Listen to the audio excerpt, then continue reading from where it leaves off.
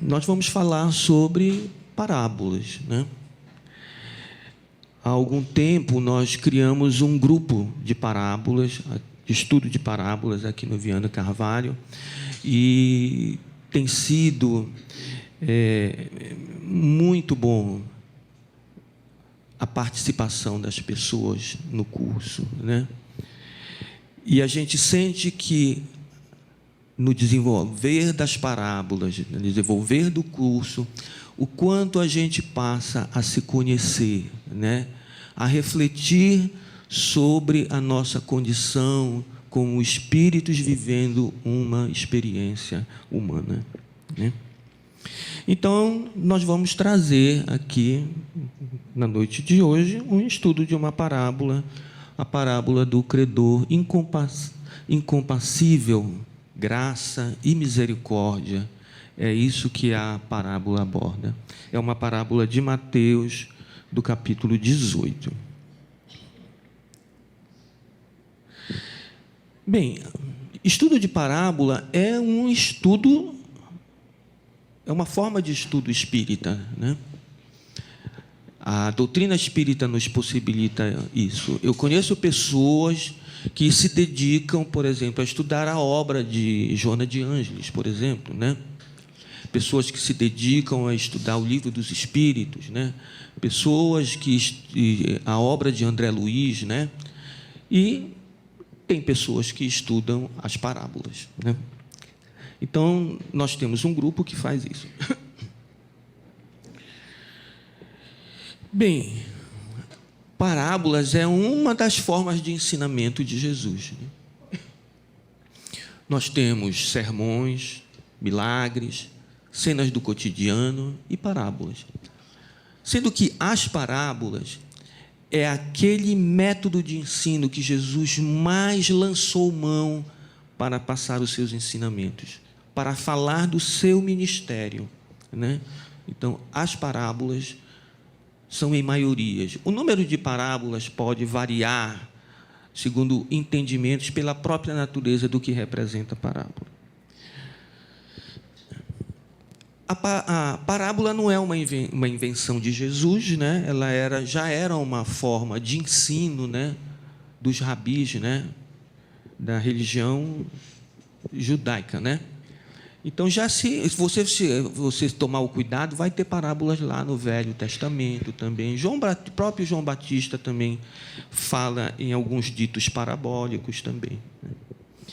E a parábola, por que a parábola é importante, o seu estudo? Porque ela nos leva ao autoconhecimento. Você passa a se conhecer, né?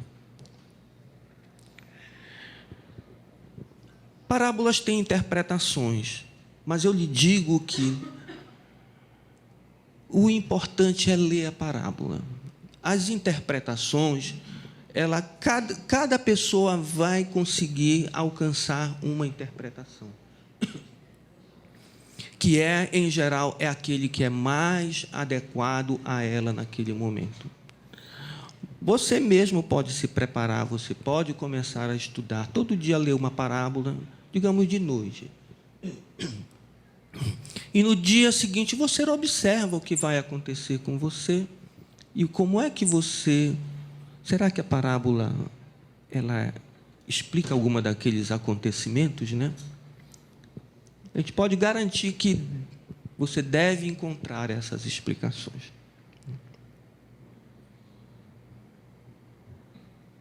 Ou seja, a prática diária, ela leva a essa perfeição também. À medida que você lê, você retorna às parábolas novamente, e a cada retorno desse, você vai ver que as suas interpretações tornam-se mais complexas. A gente nunca conta a mesma parábola da mesma forma, porque quando você volta para a leitura dela, você incorpora certamente outros elementos. Bem, uma outra prática que é interessante, eu vou ler a parábola lá do capítulo 18. Então, é interessante saber o que é que trata o capítulo 18 lá de Mateus, né? Então, o capítulo 18 de Mateus se inicia com uma pergunta dos discípulos, dirigida a Jesus, né? Quem é o maior no reino dos céus? Essa é uma pergunta que eu imagino quanto deve ter sido desanimadora para Jesus, se a gente pode falar isso.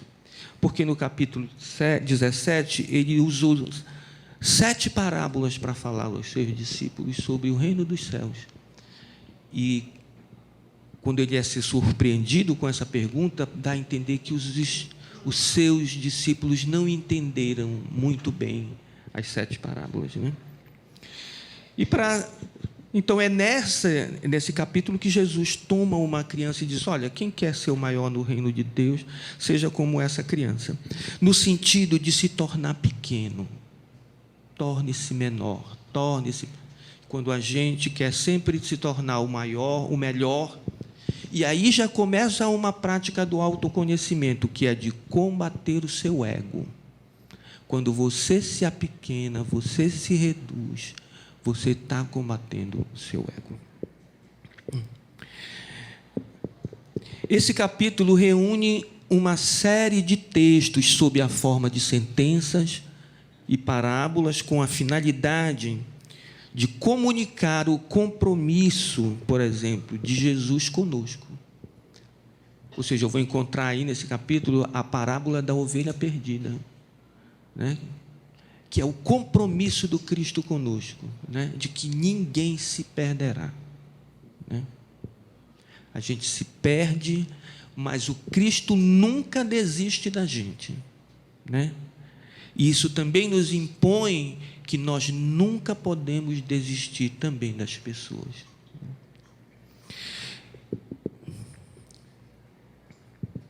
Um dos outros momentos do capítulo 18 é que Jesus nos orienta para um convívio mais fraterno, mais pacífico, mais misericordioso, mais acolhedor. Então, nesse capítulo, Jesus vai nos orientar a isso, porque o nosso grande problema nunca é com a divindade. O nosso grande problema é conosco e com o nosso próximo. Não se preocupe com Deus. Se preocupe com você e com a sua relação com o próximo. Isso é um dos caminhos para você chegar, para a gente chegar até Ele. E eu escolhi essa imagem do convívio fraterno, pacífico, misericordioso e acolhedor, que é uma fraternidade entre as diversas religiões, por exemplo, né?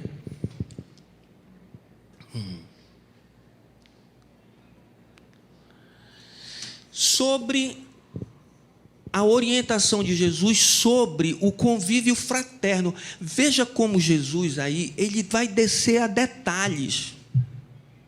Então ele começa aqui dizendo: olha, se alguém te ofender, procura primeiro conversar a sós com a pessoa, buscando entendimento. Ou seja,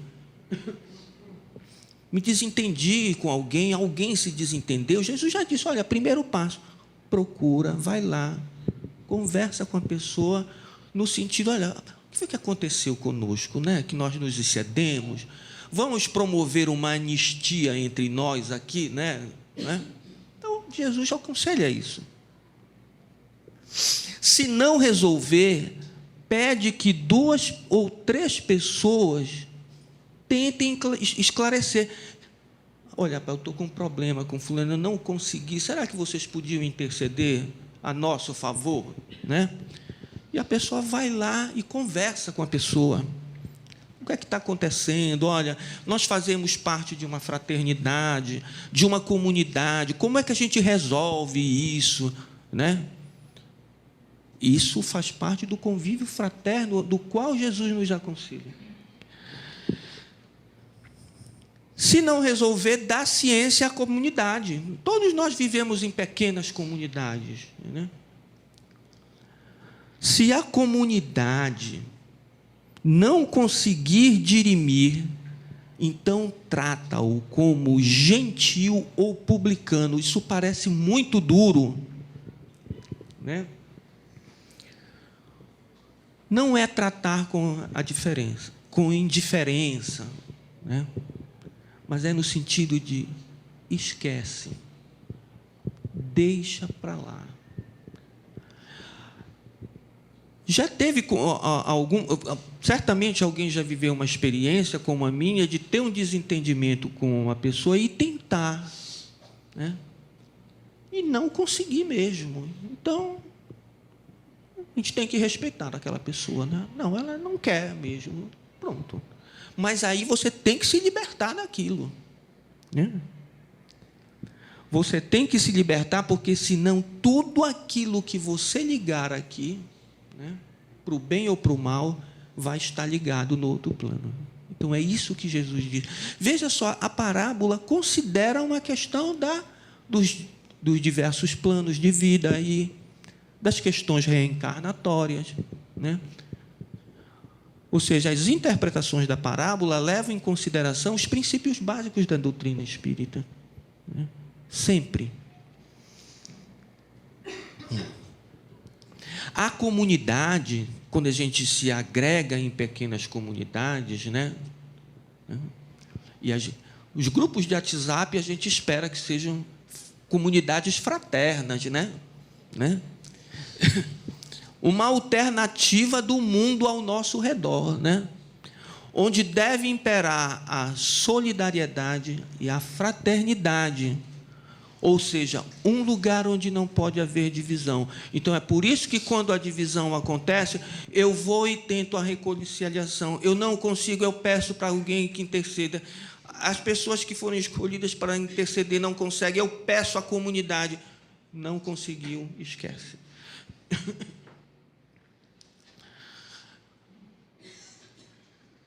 Esse convívio na comunidade passa por esses elementos todos, né? Veja só, a exclusão, ou seja, o tratamento como gentil ou publicano, não quer dizer que a pessoa está desamparada. Ela continua sendo filha de Deus e continua sendo nossa irmã, né? Resta, então, orar, né? Resta, então, orar. Então, é nesse orar que, então, ele diz, chama um ou mais dos que foram ter com ele e ora em intenção dele, pois onde 2 ou 3 estiverem reunidos em meu nome, eu ali também estarei. Ou seja, olha, nós não conseguimos, vamos rezar para essa pessoa, né? Vamos rezar com esse sentimento, né? Em geral dá certo, né?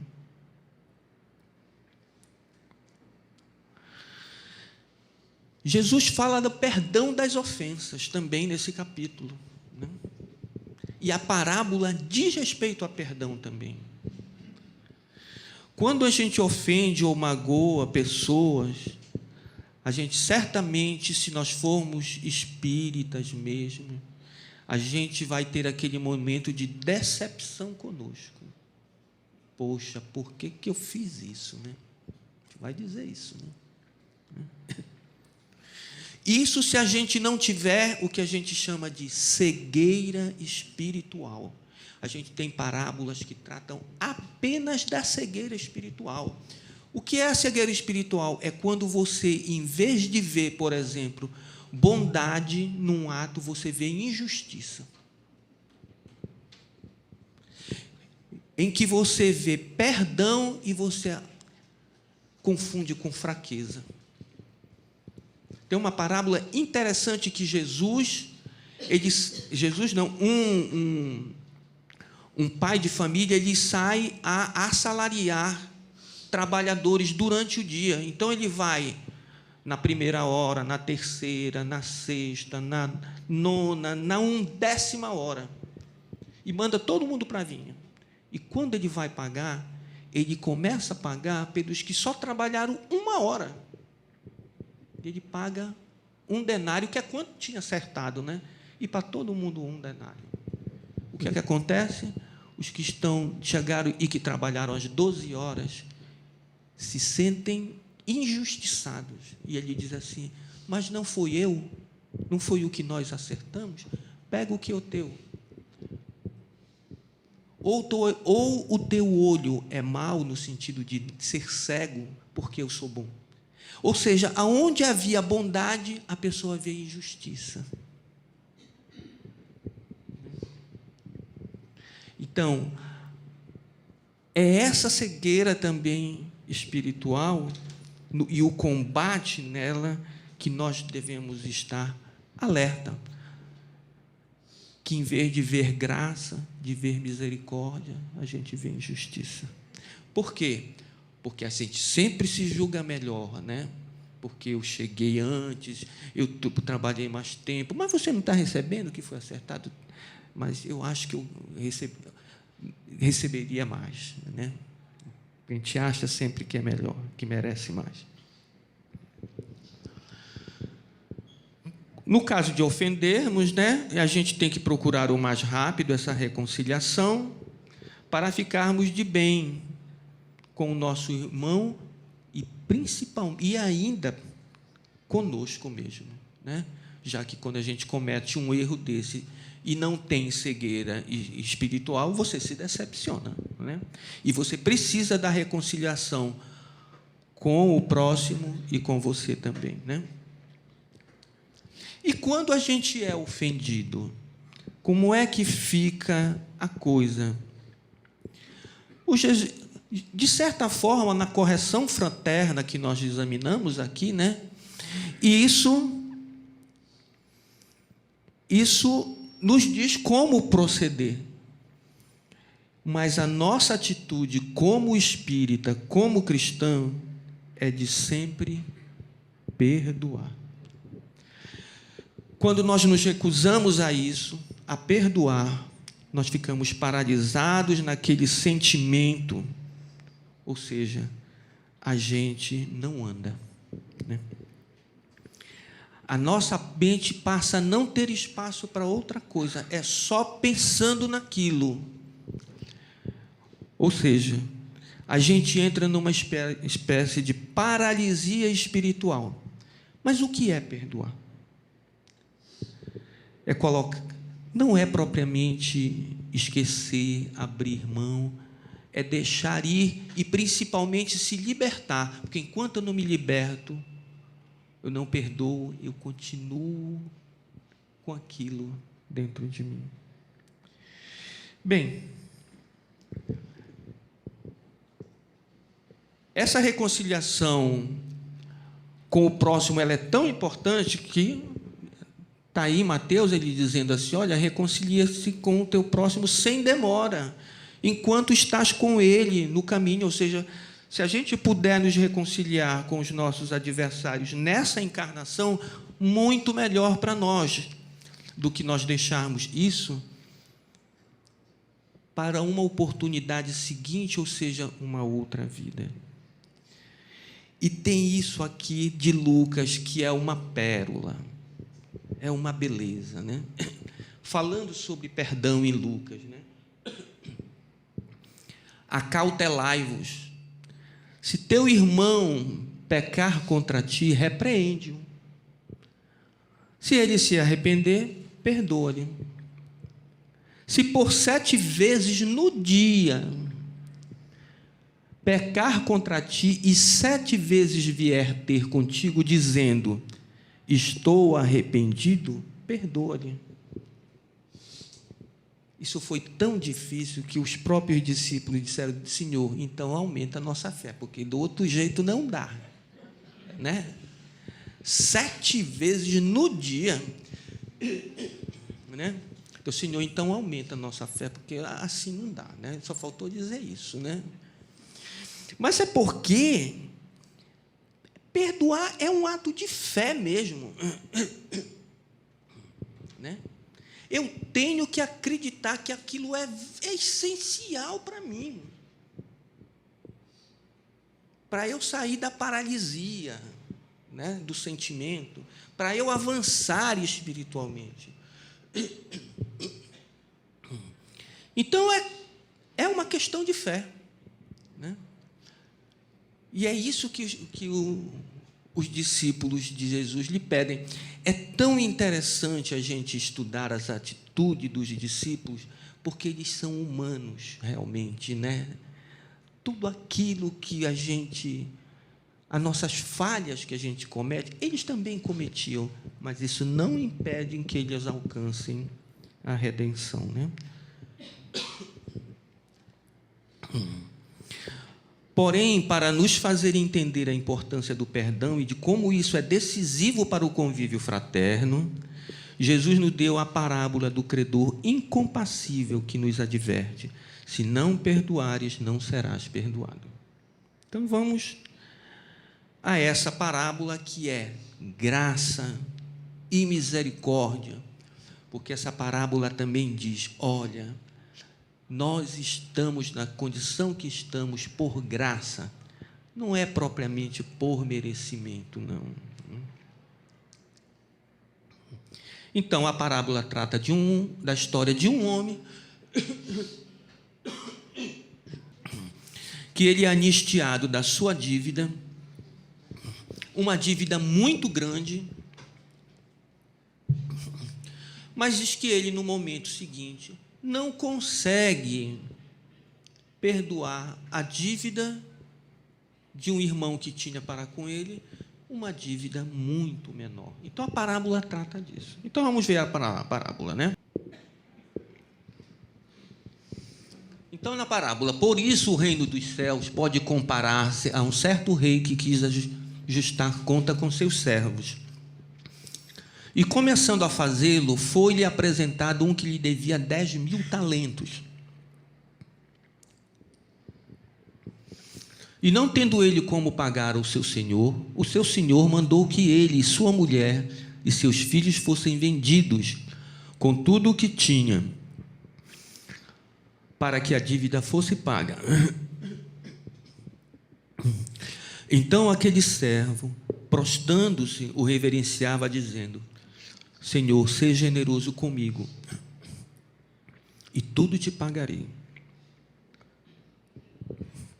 Então o senhor daquele servo, movido de íntima compaixão, soltou e perdoou-lhe a dívida.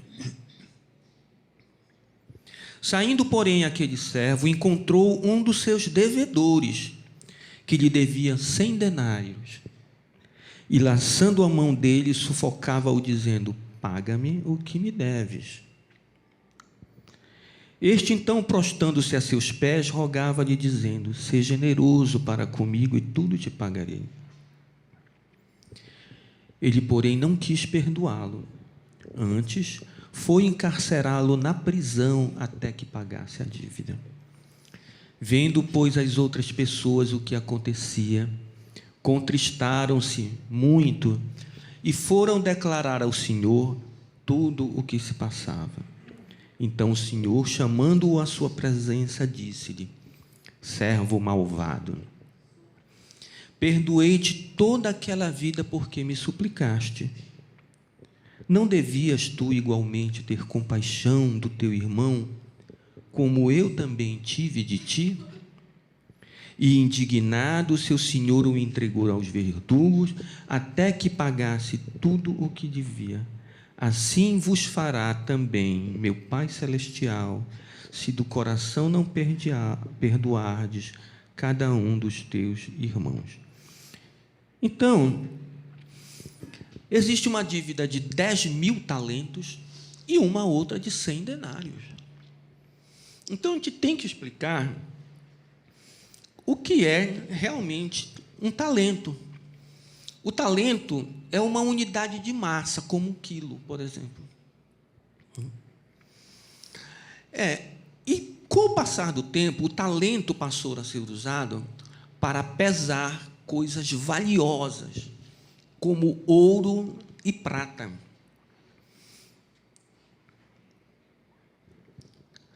Existiam vários talentos, cada país chamava de talento, mas que ele tinha um valor diferente.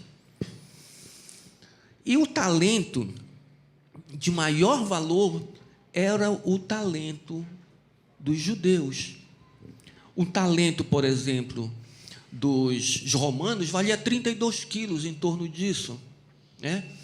A gente sabe, porque o dote da filha do imperador Júlio César, foi de 100 talentos de ouro. Ou seja, o dote dela representava 3 toneladas e 200 quilos de ouro. Esse é o dote da filha de Júlio César. Mas o talento israelita é muito maior, é quase o dobro, é 58,9 quilos, quase 60 quilos.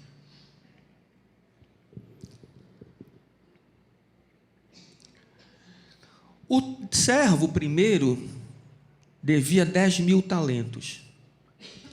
Um talento equivalia em torno de 6.000 denários. Uma jornada de um dia que o trabalhador fizesse, ele recebia 1 denário. Então, se a pessoa ganha um denário por dia e deve 60 milhões de denário, quando eu transformo os 10.000 talentos, 10.000 talentos representa 60 milhões de denários. Quanto tempo essa pessoa teria que trabalhar, né? Como o máximo que um trabalhador ganhava era 300 denários por ano, né? E ele, se trabalhasse 30 anos, ele ganharia 9.000 denários durante a vida.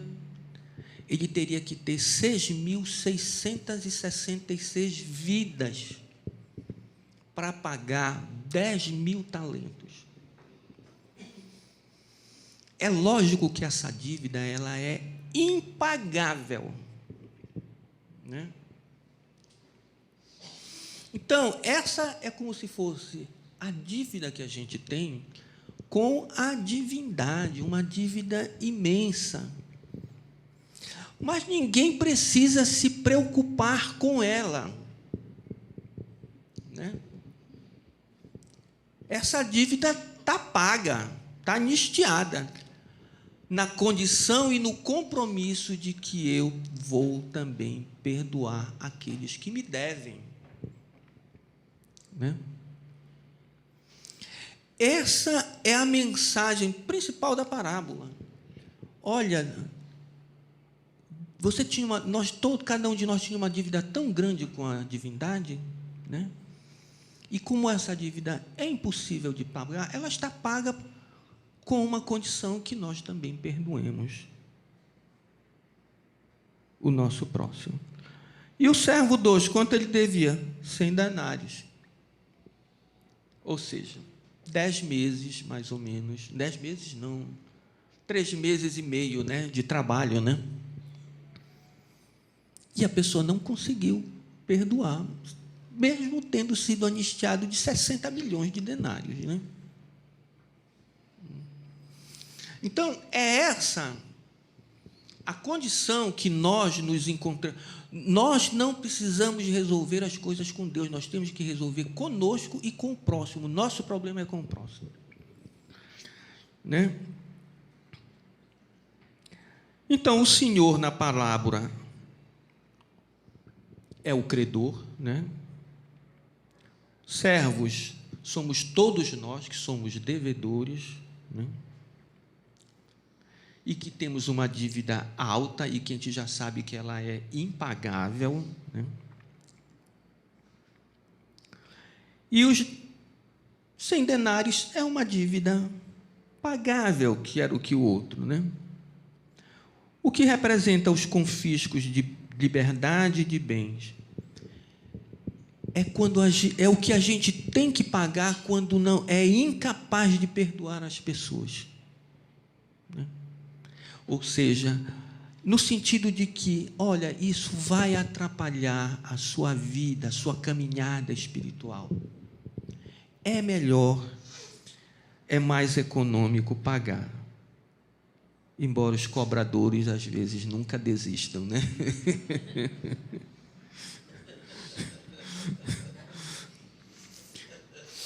Qual o tamanho da nossa dívida, né? Então, nós todos já entendemos agora que a dívida é muito grande, né? Nós temos meio de pagá-la? Não, né? Qual é a forma de compensá-la que existe? É também perdoando as pessoas, né? E o cristão tem um compromisso com isso, o cristão tem, né?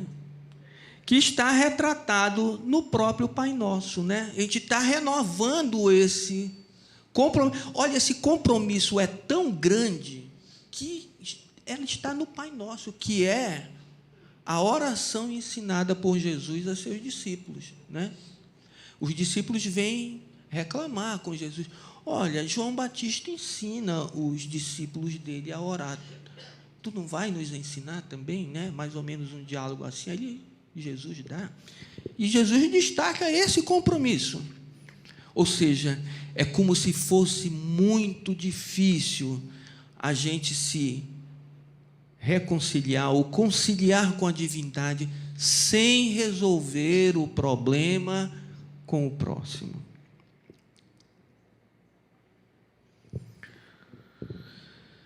Isso é tão interessante que também diz assim, olha, Jesus diz lá, se trouxeres a tua oferta ao altar e aí te lembrares de que o teu irmão tem alguma coisa contra ti, né? Deixa ali no altar a tua oferta e vai reconciliar-te primeiro com o teu irmão e depois vem e apresenta a tua oferta. O ato da oferta é um momento de intimidade com a divindade. Você só consegue isso se você estiver reconciliado com as pessoas. Eu tenho um amigo que ele foi monge Hare Krishna. E ele me disse assim, quando eu estava no monastério, eu passei 4 anos para poder fazer uma oferta. Porque o seu orientador quer ter a certeza de que ele se reconciliou com as pessoas. Ele tem esses 4 anos nesse exercício para que a sua oferta não seja recusada. Então, eu tenho que ter isso em mente.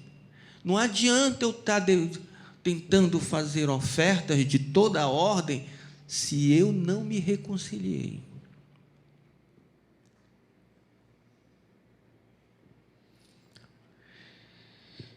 Bem, ideia principal da parábola. Todos nós temos uma dívida impagável, contraída ao longo de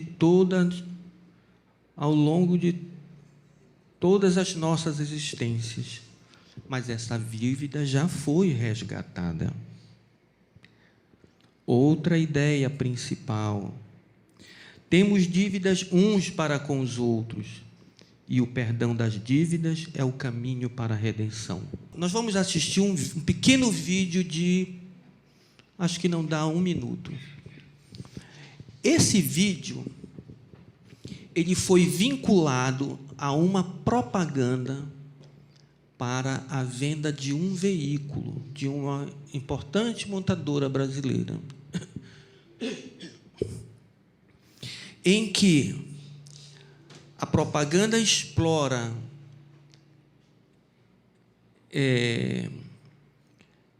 como é que a gente pode dizer assim, quando um carro vem com alguma coisa a mais, como é que a gente chama? Hein? Opcional. Ele tem carro um opcional que é explorado no sentido da reconciliação, do perdão. Então, vamos prestar atenção aqui. Cheguei, pai. Oi, pai. Oi, filho.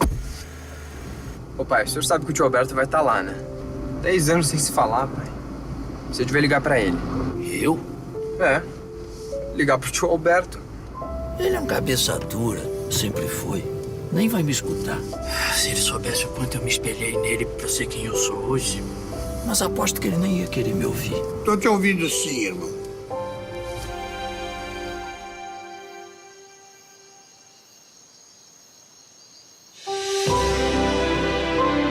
Novo Gol.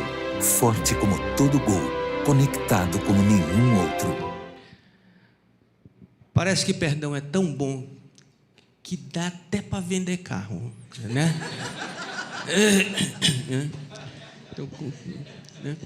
Então, se é bom para isso, é bom para muitas outras coisas, né? Saímos desse nosso estudo entendendo que o perdão entre os homens é a base dessa parábola e que não há como buscar o encontro com o divino enquanto não nos reconciliarmos com os nossos irmãos de caminhada. Queria agradecer a todos vocês pela presença e pelas boas vibrações que recebi durante esse nosso estudo. Muito obrigado.